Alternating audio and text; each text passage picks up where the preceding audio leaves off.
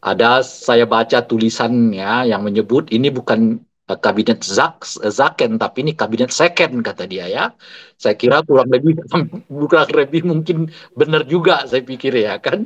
Ini barang Seken yang dipakai oleh Pak Prabowo ini gitu ya. Hampir jumlahnya 15 orang gitu. Itu susah bagi saya untuk mengatakan bahwa Pak Jokowi tidak terlibat di dalam urusan penentuan anggota kabinet gitu. Justru dengan 15, tadi kita udah menyetir istilahnya bukan zaken kabinet tapi second kabinet gitu ya.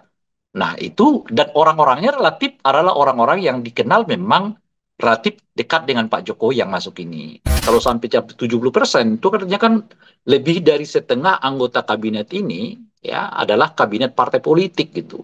Jadi nggak tepat kalau tadi disebutkan ini zaken kabinet memang. Kenapa gitu? Karena zaken kabinet itu salah satu indikasinya itu kan memang jauh lah dari partai politik. Saya nggak percaya Ibu Mega akan tertarik masuk ke dalam anggota kabinetnya Pak Prabowo gitu ya.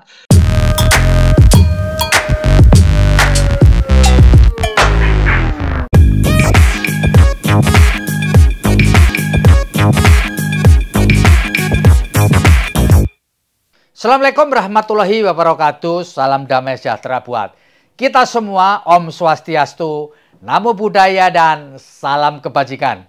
Bertemu dengan saya Feby Mahendra Putra dalam edisi Ngobrol bareng Cak Feby Mahendra atau Ngocak Feby dan Tribuners. Kali ini kita akan ngobrolin kegiatan menjelang pelantikan atau pergantian Presiden Republik Indonesia. Dan menjelang pergantian presiden ini, Presiden terpilih Prabowo Subianto melakukan berbagai kegiatan yang dimulai pada tanggal 14 Oktober yang lalu.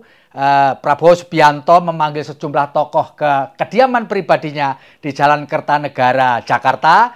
Diikuti kemudian pada tanggal 15 Oktober untuk para calon wakil menteri konon, begitu kabarnya. Dan hari ini pada tanggal 16 Oktober 2024 mengumpulkan mereka di kediamannya di Bukit Hambalang di Kabupaten Bogor. Dan tentu ini mengejutkan karena beberapa sosok yang dipanggil atau diminta datang ke Kertanegara adalah sosok-sosok yang menurut saya adalah yang tidak pernah terpikirkan sebelumnya. Dan untuk ngobrolin hal itu, saya telah tersambung dengan pengamat politik yang sudah kita banyak kenal, yaitu Bung Ray Rangkuti. Saya akan sapa beliau. Assalamualaikum, Bang. Waalaikumsalam warahmatullahi.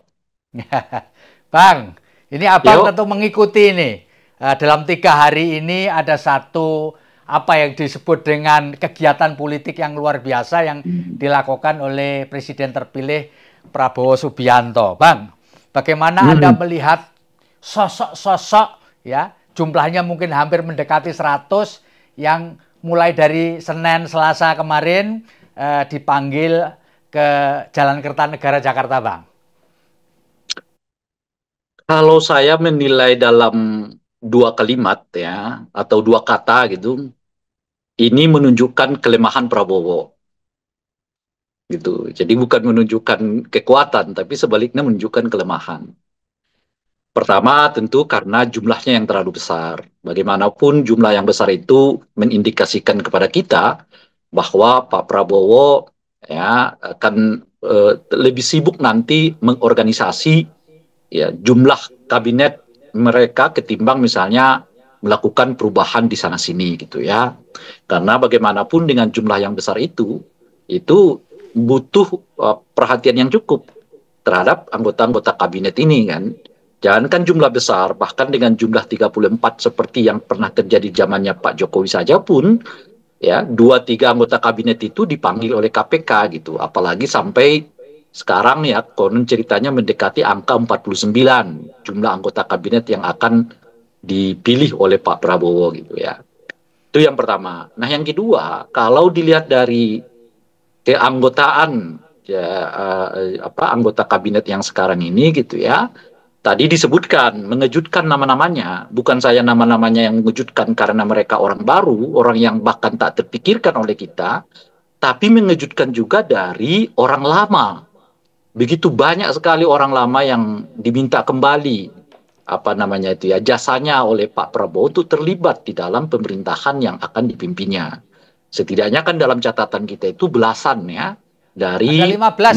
mantan, ada 15 begitu kan, mantan anggota kabinet apa namanya itu era Pak Jokowi itu yang dilibatkan kembali di dalam apa namanya itu anggota kabinetnya Pak Prabowo.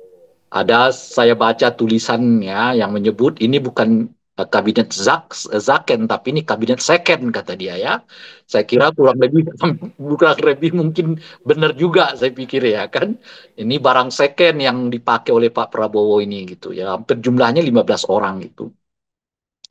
Nah, yang ketiga yang mengejutkan kita itu adalah dominasi partai politiknya dalam catatan saya hampir mencapai 70%.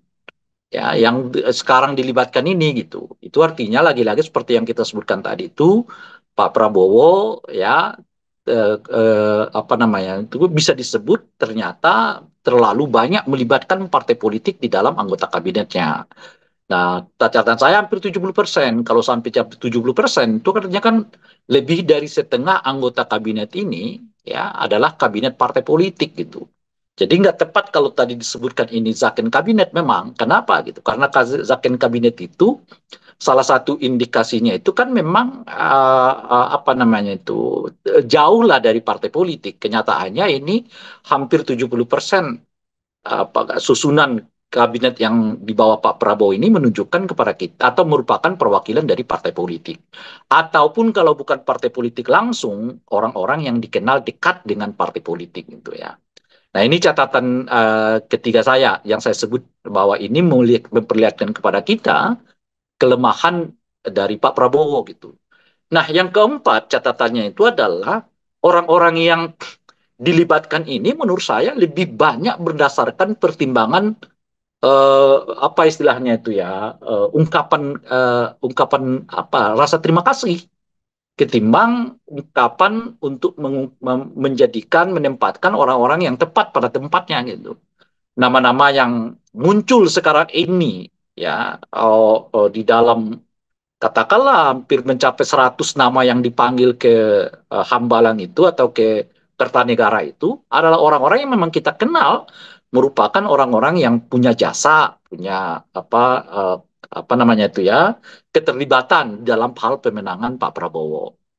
Nah, jadi itulah sekarang yang kita lihat masuk ke dalam struktur kabinet yang sekarang dikembangkan oleh Pak Prabowo. Dengan 4 indikator yang saya sebutkan itu tadi, sebetulnya yang bisa saya katakan ini justru menunjukkan ya sisi kelemahan dari Pak Prabowo. Jadi Pak Prabowo satu tadi yang saya sebutkan itu tadi ya kan apa namanya itu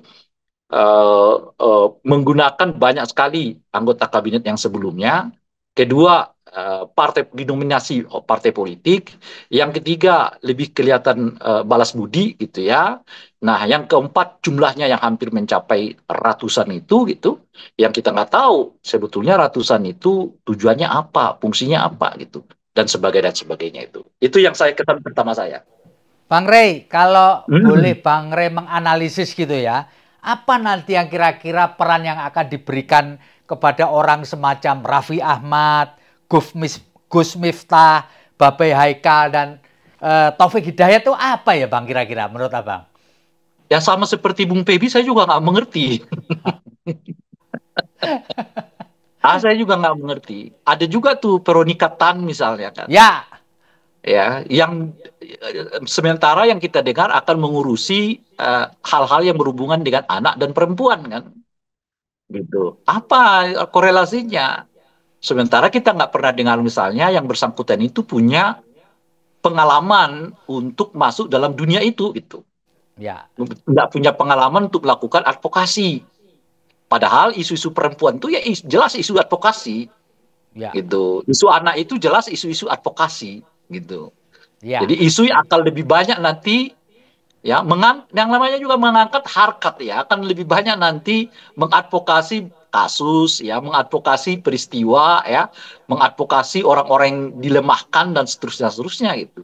Nah, sementara ya kita nggak punya catatan bahwa Ibu Veronica misalnya adalah orang yang memiliki pengalaman advokasi itu gitu dan sebagainya gitu. Tapi kan ini contoh lah ya, kita juga belum tahu pastinya apakah Ibu Vera akan masuk ke jabatan itu atau tidak gitu. Tapi itu menggambarkan apa yang kita sebutkan itu tadi dengan isu yang tengah berkembang di luar ya. Nah, kita nggak melihat ini gitu. Makanya ini kan semacam anggota kabinet gado-gado lah, ya kan? Segalanya ada gitu, sehingga kita sulit mendefinisikannya ini rasanya apa gitu. Karena segala rasa ada, ya kan? Ini sebetulnya mau kelanjutan, mau perubahan, mau perbaikan, nah kita nggak mengerti. Bahkan pada tingkat tertentu misalnya, anggota kabinet yang diundang oleh Pak Prabowo itu adalah anggota kabinet yang menurut kita ukuran keberhasilannya juga belum tentu, ya artinya dalam bahasa yang lain masih bisa diperdebatkan. Apakah misalnya anggota kabinet si A yang mantan anggota kabinet itu ya cukup sukses ya menjadi anggota kabinet selama ia menjabat gitu. Ya kita sebut saja lah misalnya namanya Menteri Pemuda dan Olahraga yang sekarang, yang juga diundang oleh Pak Prabowo masuk ke dalam anggota kabinetnya dengan posisi yang kita juga belum tahu di mana. Tapi kan saya tidak melihat ada prestasi yang mewah dari Menteri Pemuda Olahraga yang sebelumnya. Gitu. Dalam hal ini ya Menteri Pemuda Olahraga yang terakhir di eranya Pak Jokowi gitu. Apa misalnya gitu. Jadi saya tidak melihat ada ukuran-ukuran pasti dari Pak Prabowo terkait dengan nama-nama yang sekarang masuk ke dalam susunan anggota kabinetnya, kalau itu kemudian masuk itu. Nah, dalam rangka itulah saya menyebutkan tadi, salah satu bentuk kelemahan dari susunan anggota kabinet ini adalah banyaknya anggota partai. Dan anggota partai itu saya kira bukan berdasarkan seleksinya Pak Prabowo, tapi lebih karena memang nama-nama itu yang diusulkan oleh partai politik untuk masuk ke dalam jajaran anggota kabinet. Dan karena itulah kemudian yang dipilih oleh Pak Prabowo gitu. Bang Rey, menurut analisis Bang Rey, apakah dalam penyusunan kabinet ini Pak Jokowi ikut cawe-cawe, Bang Rey? Ya, bagaimana ya menjelaskan dengan adanya sampai 15 itu apa yang bisa kita kita jelaskan gitu. Ada 15 dengan kriteria yang kita tidak tahu apakah itu sukses atau tidak sukses gitu ya. Ya. Apakah sebetulnya menteri itu punya keberhasilan atau tidak dan seterusnya itu gitu. Maka dengan penjelasan yang seperti itu susah bagi saya untuk mengatakan bahwa Pak Jokowi tidak terlibat di dalam urusan penentuan anggota kabinet gitu. Ya, ya. Nah, Susah untuk justru menyatakan tidak terlibat ya, Pak ya? susah. Justru dengan 15. Tadi kita udah menyetir istilahnya bukan zaken kabinet tapi second kabinet gitu ya. Nah, itu dan orang-orangnya relatif adalah orang-orang yang dikenal memang relatif dekat dengan Pak Jokowi yang masuk ini. Apakah itu namanya apa Zulkifli Hasan? Mungkin Zulkifli Hasan karena ketua partai lah. Masih ada pertimbangan yang lain. Ya Bahlil ya jelas kan kita sangat identik dengan Pak Jokowi gitu ya. Agus Gumiwang ya juga sama ya kan. Lalu siapa lagi misalnya? Oh, adalah orang-orang yang memang sebelumnya ini dianggap dekat dengan Pak Jokowi dan itulah sekarang yang dimasukkan kembali sebagai bagian dari anggota kabinetnya Pak Prabowo. Nah, kalau disebutkan karena prestasi, nah itu yang saya sendiri pertanyakan, di mana prestasinya, ukurannya apa, gitu loh kira-kira kan. Nah, kalau mau ukurannya prestasi, menurut saya Menteri PUPR jauh lebih fenomenal kan dibandingkan yang lain misalnya kenyataannya nggak ditarik oleh Pak Prabowo misalnya begitu. Nah, Menteri Luar Negeri kita misalnya sekarang ya lumayan ternyata nggak ditarik oleh Pak Prabowo juga gitu dan sebagainya gitu. Nah, yang banyak punya kontroversi di tengah masyarakat kita ini namanya Pak Pratikno, ya kan? Yang dianggap punya peranan ya membuat sikap politik Pak Jokowi itu banyak ya bertentangan dengan prinsip-prinsip dan moral demokrasi dianggap loh ya gitu. Kenyataannya diundang lagi oleh Pak Prabowo dan Pak Pratikno seperti kita ketahui adalah orang yang sangat dekat dengan Pak Jokowi itu. Jadi kesimpulan saya sih dari ini ya mengatakan bahwa masuknya 15 mantan anggota kabinet Pak Jokowi ke Pak Prabowo tidak terlepas dari pengaruh Pak Jokowi terhadap Pak Prabowo gitu. Hey, bagaimana komentar Anda ada tiga kekuatan politik di negeri ini yang sama sekali tidak muncul kadernya dalam 2 hari belakangan ini, yaitu Partai PDI Perjuangan atau PDI Perjuangan, lalu ada PKS dan kemudian Nasdem. Bagaimana pendapat Bang Rey? Pertama kalau PDIP kan memang kita semua sudah melihat bahwa PDIP ini punya kecenderungan untuk menjadi oposisi. Itu dulu ya. Gitu. Meskipun akhir-akhir ini dua kader dan satu orang yang dianggap dekat dengan PDI itu diisukan untuk masuk ke dalam anggota kabinet. Gitu. Nah, dan dari dulu saya sudah mengatakan saya nggak yakin bahwa PDI Perjuangan itu akan masuk ke dalam struktur kabinetnya Pak Prabowo. Selama Ibu Mega yang membuat keputusan di sana, saya sudah berulang kali juga mengatakan saya nggak percaya Ibu Mega akan tertarik masuk ke dalam anggota kabinetnya Pak Prabowo gitu ya. Jadi kan kalaupun ada nanti orang PDI Perjuangan yang masuk anggota kabinet itu lebih karena orang per orang, bukan karena apa namanya hubungan dengan partai. Misalnya dia nggak diutus oleh partai atau dia tidak mendapatkan restu partai, macam-macam dan seterusnya itu gitu. Saya udah punya keyakinan selama Ibu Mega di sana dan saya kira pernyataan saya ini juga udah di beberapa kali saya ungkapkan di beberapa tempat gitu. Saya nggak yakin gitu dan itulah yang kita lihat sekarang. Kenyataannya tiga nama yang disebutkan atau digadang-gadang akan menjadi bagian dari anggota kabinetnya Pak Prabowo sampai hari ini ya kita masih ada waktu sampai tanggal 20 kita belum lihat ya. Tidak termasuk bagian yang sekarang ya berkumpul di Hambalang itu gitu loh kira-kira ya kan. Nah, ya, oleh karena itu ya bagi saya sudah bisa memprediksi kalau Ibu Mega yang tetap megang kendali, maka Ibu Mega akan mengambil posisi sebagai oposisi gitu ya. Nah, yang menarik bagi saya itu adalah Nasdem. Nasdem di ujung kemudian mengatakan tidak mengirim orang untuk masuk ke dalam anggota kabinetnya Pak Prabowo, sekalipun mereka mengatakan tetap mendukung kepemimpinan Pak Prabowo.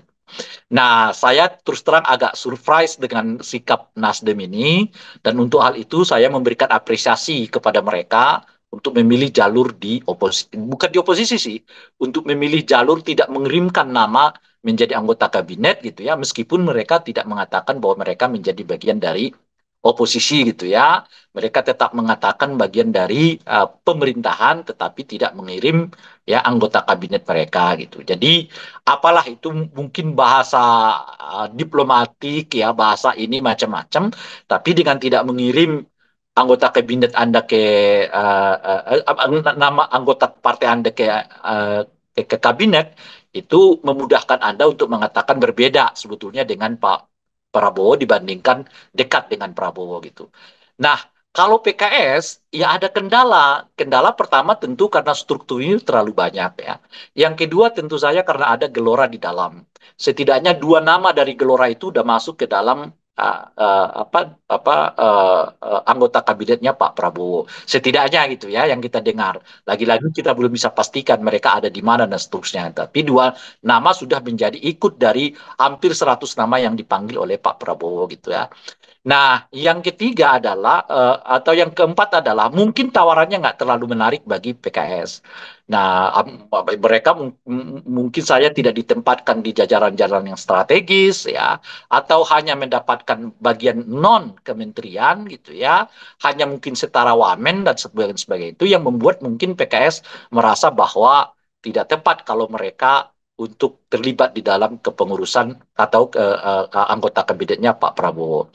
Tapi kalau ini kita pandang dari aspek PKS-nya, besar kemungkinan dugaan saya bukan itu yang terjadi. Yang terjadi itu adalah memang Pak Prabowo tidak mengundang PKS untuk terlibat masuk ke dalam anggota kabinet. Sebab sejak dari awal yang kita dengar itu adalah Pak Prabowo hanya mengincar tiga partai. Satu namanya PDI Perjuangan, dua namanya Nasdem, dan yang ketiga namanya PKB. Agak jarang kita mendengarkan nama PKS dimasukkan sebagai bagian dari apa namanya anggota kabinetnya Pak Prabowo gitu. Nah, titik temu mereka itu sebetulnya adalah pada Pilkada Jakarta. Nah, di Pilkada Jakarta ini, karena mereka berkoalisi antara calon yang didukung oleh Gerindra dengan calon yang didukung oleh PKS, lalu makin menguatlah sinyal seolah-olah PKS ini akan masuk ke dalam apa namanya itu anggota kabinetnya Pak Prabowo. Kenyataannya seperti yang kita lihat sekarang, tak satu pun kader PKS itu yang diundang oleh Pak Prabowo di dalam setidaknya 100 nama yang sekarang ada di Hambalang itu gitu. Nah, oleh karena itu saya lebih melihat karena memang Pak Prabowo tidak mengundangnya ketimbang misalnya karena PKS merasa tidak tepat jabatan yang mereka yang ditawarkan oleh Pak Prabowo kepada mereka. Karena bagi saya sih ya, alasan yang sederhana itu adalah apa istilahnya itu ya partai politik itu dapat apapun mereka akan ambil gitu loh kira-kira. Kalau ditawarkan gitu ya. Nah, mau jadi wamen kek, jangankan wamen, komisaris-komisaris pun juga mereka akan ambil juga kalau itu ditawarkan gitu. Jadi mungkin karena nggak ada tawaran itulah yang membuat PKS akhirnya tidak terlihat berada di dalam ya sekitar 100 nama yang sedang dikumpulkan oleh Pak Prabowo itu gitu. Ya, Bang Ray, kita Ya. mendengar informasi bahwa besok tanggal 17 hari Kamis dijadwalkan pertemuan antara Pak Prabowo dan Ibu Megawati Soekarno Putri sebagai Ketua Umum DPP PDI Perjuangan. Menurut Bang Ray, apa masih ada gunanya pertemuan ini? Atau Bang Ray punya komentar yang berbeda mengenai ini? Iya, ada tentu, karena secara simbolik itu penting bagi bangsa dan negara, dua tokoh ini bertemu. Mungkin itu juga disadari oleh Ibu Mega. Pertemuan ini akan menurunkan tensi yang boleh jadi memanas gitu ya. Yang kedua, secara simbolik bagi PDI Perjuangan, menegaskan bahwa mereka nggak punya masalah dengan Pak Prabowo, mereka hanya punya masalah dengan Pak Jokowi gitu ya. Nah yang ketiga mungkin karena sudah digadang-gadang bahwa pertemuan ini akan ada. Kalau sekiranya Ibu Mega misalnya lah katakan tidak berkenan untuk bertemu, ya tentu Ibu Mega akan mendapat apa istilahnya itu ya pandangan negatif. Kok segitunya ya Ibu Mega, kira-kira begitulah kalau kata netizen tuh kan. Nah mungkin itu dihindari. Tapi sebelum itu juga kan perikatan kerjasama antara Gerindra dengan PDI Perjuangan sudah terjadi. Jadi istilah saya pertemuan kemarin itu semacam tasyakuran gitu loh kira-kira tuh. Nah tasyakuran itu artinya peristiwanya udah berlanjut, udah berlangsung. Nah mereka sedang merayakan peristiwa yang sudah berlangsung itu. Tapi bukan berarti sedang merencanakan masa depannya gitu loh kira-kira. Nah ini namanya tasyakuran kan. Jadi tasyakuran itu memperingati peristiwa yang sebelumnya dan tidak membicarakan peristiwa sesudahnya gitu loh. Nah, pertemuan Pak Prabowo dengan Pak Ibu Mega itu bagi saya adalah pertemuan tasyakuran itu. Jadi mereka akan tasyakuran untuk kerjasama yang terbangun setidaknya dalam beberapa bulan terakhir ini. Apa kerjasama yang mereka bangun itu? Pertama, sama-sama menolak UKT, kenaikan UKT, sama-sama menolak tapera, lalu sama-sama menolak revisi undang-undang apa namanya pilkada. Ya meskipun pengusungnya itu adalah orang Gerindra, kenyataannya kan partai yang paling banyak tidak hadir di dalam rapat paripurna itu selain PDI Perjuangan tentu saja adalah Gerindra gitu. Artinya nggak ada instruksi dari apa namanya Pak Prabowo untuk menghadiri sidang paripurna yang akhirnya kemudian membatalkan rencana revisi undang-undang pilkada kan gitu. Dan yang terakhir adalah partai PDI Perjuangan dengan Gerindra bersepakat untuk menolak rencana ekspor pasir laut gitu. Nah, di luar itu ada kesepakatan untuk menunda pengesahan revisi Undang-Undang Kepolisian maupun revisi Undang-Undang TNI gitu. Udah 5 tuh. Nah, yang keenam adalah kenyataannya Puan tetap jadi anggota ketua apa namanya DPR ya karena ada isu yang menyebutkan akan ada revisi Undang-Undang MD3 terkait dengan komposisi ketua DPR dan kenyataannya Gerindra sama PDI ya bersepakat ya untuk tidak melanjutkan revisi itu gitu ya sehingga sekarang seperti kita ketahui Ibu Puan menjadi anggota ketua DPR gitu ya. Lalu Pak Muzani ya menjadi ketua MPR-nya gitu. Jadi udah kerjasama. Di ADK juga begitu sekarang kita lihat kan bahwa sekarang itu yang paling banyak mendapatkan posisi ADK itu adalah PDI Perjuangan dan Gerindra, dan lagi-lagi Golkar tidak begitu mendapat, padahal Golkar adalah partai politik dengan pemenang suara kedua terbanyak ya di legislatif gitu. Jadi setidaknya ada 7 kerjasama PDI dengan Gerindra sebelum tanggal 20 ini terjadi atau sebelum pertemuan ini terjadi. Maka 7 kerjasama itu semuanya berhasil, semuanya menguntungkan kedua belah pihak, maka tentu layak mereka tasyakurannya pada tanggal 17 Oktober yang akan datang ini gitu. Tapi Iya. seperti yang saya sebutkan tadi, yang namanya tasyakuran itu ya membicarakan masa lalu gitu, tidak dengan sendirinya membicarakan masa depan gitu. Oke, Bang Rey. Ya, Kalau melihat analisis Bang Rey tadi, artinya sebenarnya pertemuan ini tidak akan mengubah komposisi kabinet atau ya, tiba-tiba PDI Perjuangan betul-betul masuk ke dalam kabinet Prabowo Gibran, enggak ya, Bang Rey ya? ya. Kalau soal itu seperti yang saya sebutkan tadi, selama Ibu Mega yang memegang tampuk kendali di PDI Perjuangan, saya tidak memiliki keyakinan Ibu Mega akan mengubah sikap untuk masuk ke dalam anggota kabinetnya Pak Prabowo. Selama Ibu Mega loh ya. Kalau sebab bagi saya itu sederhana melihatnya. Kalau Ibu Mega tipe orang yang mengejar kekuasaan, kan dia setuju aja 3 periodenya Pak Jokowi kan. lebih, lebih untung ya, Iya, ya. iya. Timbang sekarang cuma dapat 3 anggota kabinet di dijinyirin oleh banyak orang lagi. Oh PDI segitunya doang gitu ya kan kira-kira kan. Ya, kalau dulu aman saja. Mereka katakan dukung Pak Jokowi 3 periode gitu. Paling yang gundah gulahnya itu ya Rai Rangkuti sama Tribun kan, yang lain kan gak ada masalah. Tingkat kepuasan 80%, coba Anda bayangkan tuh. Ya Iya. kan? Dengan Iya, iya 80% betul. kira-kira apa yang mau dikatakan oleh Pak Jokowi diterima oleh publik kok gitu. Tapi PDI Iya. justru yang pertama kali mengatakan saya nggak mau 3 periode, harus konstitusional 2 periode. Dan berkat sikap itu Ibu Mega kemudian berpisah dengan Pak Jokowi gitu. Nah bagi saya kalau itulah Ibu Mega gitu, masa yang sangat menguntungkan aja Ibu Mega nggak mau, kok urusan cuma 2 kursi 3 kursi kabinet kok harus dikejar gitu loh. Dan itu yang membuat saya berkeyakinan bahwa Ibu Mega nggak akan membicarakan komposisi kabinet di pertemuan mereka itu gitu. Bang Rey, ini ada banyak Hmm. orang bertanya.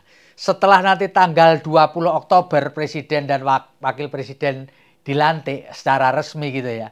Kira-kira Gibran Rakabuming itu nanti akan diberi peran apa ya Bang? Menurut analisa Abang ini. Kalau undang-undang kan ngurus Jakarta kan dan sekitarnya kan. Nah, itu diberi kewenangan kepada wakil presiden. Masalahnya muncul karena sang presiden masih berkantor di Jakarta kan. Iya, Bagaimana ya wakil gubernur mengurus Jakarta yang presidennya ada di Jakarta gitu. Lain cerita misalnya kalau memang presidennya berkantornya di IKN, nah, tentu iya, ada keleluasaan ya bagi wakil presiden ya untuk mengurus uh, daerah yang disebutkan ini gitu ya. Tapi karena kalau Pak Prabowo kelihatan ya setidaknya mungkin tahun pertama atau bahkan mungkin sampai ke tahun kedua beliau akan berkantor di Jakarta, ya tentu akan kesulitan. Nah, berdasarkan karena pengalaman itulah saya tidak terlalu yakin akan banyak peranan yang akan dilakukan oleh oleh Gibran gitu. Dan seperti kita ketahui, jangankan nanti sekarang aja Gibran tidak terdengar kiprahnya dalam hal penyusunan anggota kabinet gitu. Nah, Gibran lebih diwakili oleh Pak Jokowi kan sebenarnya dibandingkan Gibrannya sendiri gitu ya. iya, iya, Kalau kita iya, lihat iya. nih gitu. Kalau kalau Pak Jokowi kan seperti kita ketahui tadi, kita udah bahas, 15 anggota kabinetnya itu masuk sekarang gitu. Nah, apakah itu karena lobbynya Gibran? Saya nggak terlalu yakin. Tapi itu yang bisa kita jelaskan itu adalah lebih karena menurut saya lobbynya Pak Jokowi dibandingkan lobbynya Gibran gitu. Nah, dalam kondisi di mana kekuasaan masih di tangan Pak Jokowi, gitu ya, peran Gibran sudah dianggap seperti tidak ada, ya apalagi nanti Pak Prabowo, Pak Jokowi sudah tidak lagi berperan gitu, sudah tidak lagi jadi presiden gitu. Tentu akan lebih mudah secara politik dan psikologik ya bagi Pak Prabowo misalnya untuk ya meminimalisasi peran wakil presiden.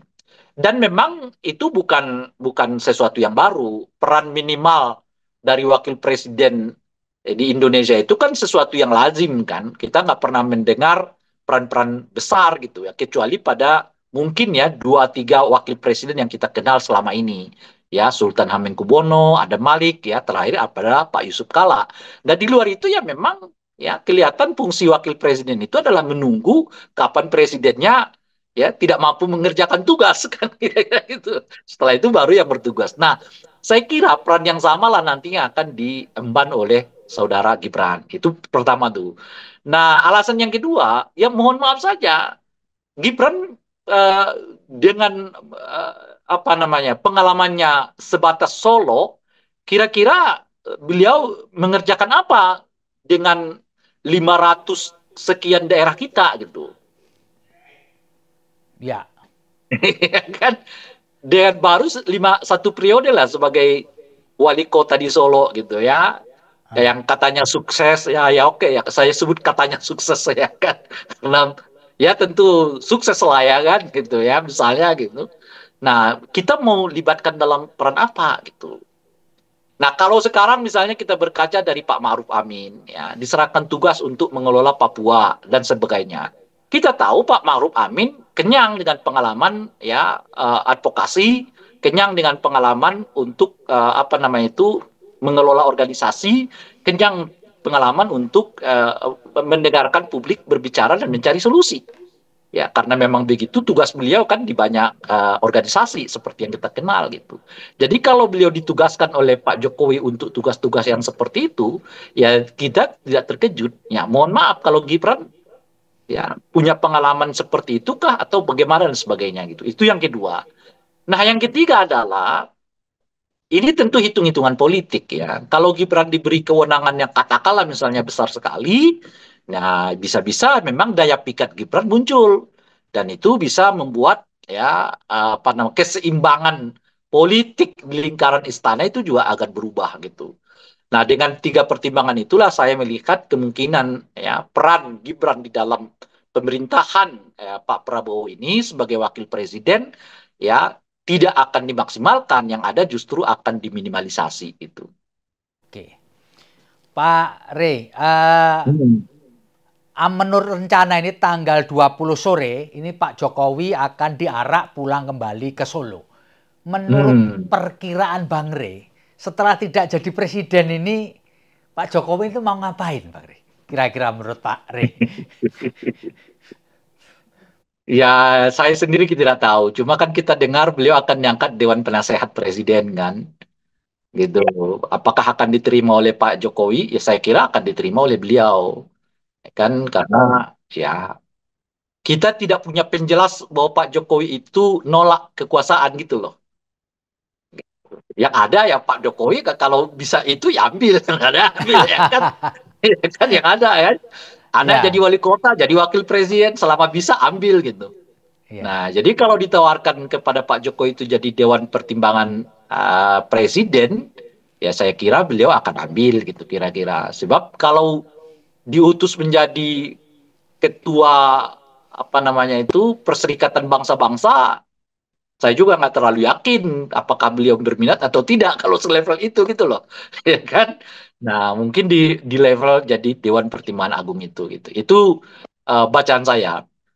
Tentu saja bukan hanya karena kita alasan pertama tadi, karena kita nggak punya apa namanya itu penjelas bahwa Pak Jokowi menolak tawaran untuk berkuasa itu gitu ya.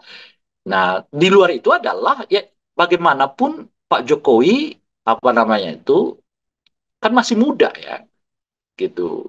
Dan salah satu apa energi beliau itu mau mungkin disalurkan melalui jabatan Dewan Pertimbangan Agung itu sehingga dengan begitu beliau masih punya konektivitas ya dengan presiden terpilih ini gitu melalui saluran Dewan Pertimbangan Presiden ini gitu.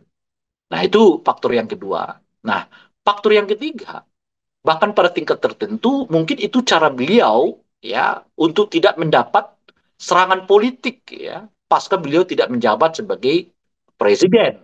Karena seperti kita ketahui sekarang ini ya keinginan untuk tanda kutip ya, yang disebut dengan gerakan mengadili Jokowi itu kan hari demi hari makin membesar. Gitu. Dan kelihatan justru aneh ya, makin membesar menjelang beliau ya lengser tanggal 20 Oktober ke depan gitu. Nah, jadi Pak Jokowi bagaimanapun membutuhkan sandaran politik yang kuat agar serangan-serangan yang bersifat politik ya bahkan mungkin hukum itu ya setidaknya dapat apa namanya itu ditahan dengan sandaran politik yang ada pada dirinya gitu. Nah, karena beliau tidak punya partai. Kalau ada partai tentu mungkin partai membantunya untuk ya menolak ya berbagai serangan yang dimaksud gitu. Kalau tidak ya mau tidak mau memang harus ada kekuasaan yang membuat dirinya mampu ya menahan berbagai serangan itu. Sebab kalau dirinya sendiri-sendiri aja ya akan lama kelamaan wacananya dikuasai oleh orang-orang yang melakukan gerakan adili Jokowi itu dibandingkan dirinya sendiri gitu. Dan seperti kita ketahui kan hukum informasi itu makin sering didengungkan, ia akan makin sering menjadi kenyataan, makin sering diterima sebagai kebenaran kan gitu. Nah itulah menurut saya makanya kalau tadi disebutkan ditanya oleh Bung Febi kemana kira-kira Pak Jokowi yang saya bisa prediksi itu adalah beliau akan mencari labuhan baru sebagai apa namanya itu benteng pertahanan politiknya. Beliau nggak akan seperti bayangan kita mungkin akan menjadi Pak SBY yang membuat lagu gitu ya, ya kan, yang membuat lukisan gitu ya. Nah, Pak SBY sendiri nggak melakukan itu, akhirnya kan tetap mengelola Partai Demokrat dan sebagainya gitu. Nah, yang menarik bagi saya itu adalah salah satunya pernyataan Pak Jokowi akan pulang ke Solo naik pesawat ekonomi, kira-kira gitulah ya. Nah, bagi saya itu, wah, melos gitu loh. Ya kan, ya kenapa gitu? Ya masa anak-anaknya mau membuat Pak Jokowi pulang ke Solo itu dengan naik pesawat ekonomi. Lo anaknya ke Amerika aja pakai private jet gitu loh. Iya, iya, iya, iya, iya. Iya, ya mosok sih anaknya nggak bisa menyediain satu tiket bisnis gitu lah ya kira-kira ya Iya. untuk pulang ke Solo itu gitu. Lo ini naik pesawat ekonomi gitu. Sementara anak dan mantunya ke Amerika naik private jet gitu. Yang boya disediakan lah sama anaknya tiketnya setidaknya kan kira-kira begitulah ya kan. Iya. Oke. Bang Rey, satu lagi nih, Iya. penutup nih. Menurut Bang Rey, apakah Pak Jokowi nanti akan memilih berlabuh juga di sebuah partai politik, Bang Rey? Saya kira sulit. Sulit pertama eh, modal politik beliau mungkin berkurang dan yang kedua saya tidak melihat ada tanda-tanda partai politik yang sekarang berminat lagi dengan Pak Prabowo. Beda dengan dulu tuh. Golkar seperti membuka diri kan gitu ya. PAN seperti membuka diri gitu. Karena Pak Jokowi sedang power-powernya saat itu gitu. Kalau setelah 20 itu, saya kira partai-partai politik akan berhitung untuk mengundang lagi Pak Jokowi masuk ke dalam partai politik gitu ya. Tapi ini hitungan sekarang. Kita tetap saja kan politik ini ada dinamikanya yang sulit kadang-kadang ditebak ya. Itu pertama. Alasan yang kedua adalah kan orang udah melihat bagaimana Pak Jokowi memperlakukan partai politik yang sebelumnya gitu. Kan orang yang membesarkannya aja ditinggalkan begitu. Kita apa jaminannya bahwa Pak Jokowi misalnya akan setia dengan partai ini gitu loh kira-kira. Kan itu direkam semua kan oleh Ya, orang gitu loh. ya, Orang sih sekarang mungkin ada yang tidak mengkritiknya ya kan bahkan mungkin ada yang memuja-mujinya tapi saat yang bersamaan kan direkam tuh. ya, Apa jaminannya bahwa Pak Prabowo nggak meninggal, sorry, Pak Jokowi tidak meninggalkan kita. Kita udah bisa melihat bagaimana Pak Jokowi meninggalkan begitu saja partai politik yang membesarkan diri dan keluarganya. Jadi bukan hanya Pak Jokowi, dia dan keluarganya. Ditinggalkan begitu saja dengan sangat menyakitkan ya bagi bagi orang-orang PDI-nya loh ya. Bukan ya kan? Sampai ada kalimat yang disebut dengan pengkhianat itu kan gitu. Nah, itu semua menurut saya direkam oleh publik. Nah, tentu berdasarkan itulah kemudian mungkin ada pertimbangan yang apa namanya itu ya, yang lebih lagi, lebih hati-hati lagi bagi partai politik untuk katakanlah mengundang Pak Jokowi terlibat di dalam kepengurusan mereka. Dan itu tuh jaminan itu tadi bahwa Pak Jokowi nggak ninggalin kita gitu loh kira-kira gitu. Ya oke. Bang Ray Rangkuti, terima kasih banyak atas pandangan-pandangannya, Sama-sama, atas komentar-komentar sama-sama. luar biasa Bang Ray. Moga-moga obrolan kita pada kesempatan hari ini membawa manfaat buat masyarakat Indonesia. Sekali lagi, Bang Ray, terima kasih. Selamat bertugas. Sama-sama, Bu. Salam Yuk. sehat. Saya Siap. Pepi Mahendra Putra pamit undur diri. Assalamualaikum warahmatullahi wabarakatuh. Om Santi Santi Om. Namo Buddhaya. Salam kebajikan dan jangan lupa tetap bahagia. Download Tribun X sekarang. Menghadirkan lokal menjadi Indonesia.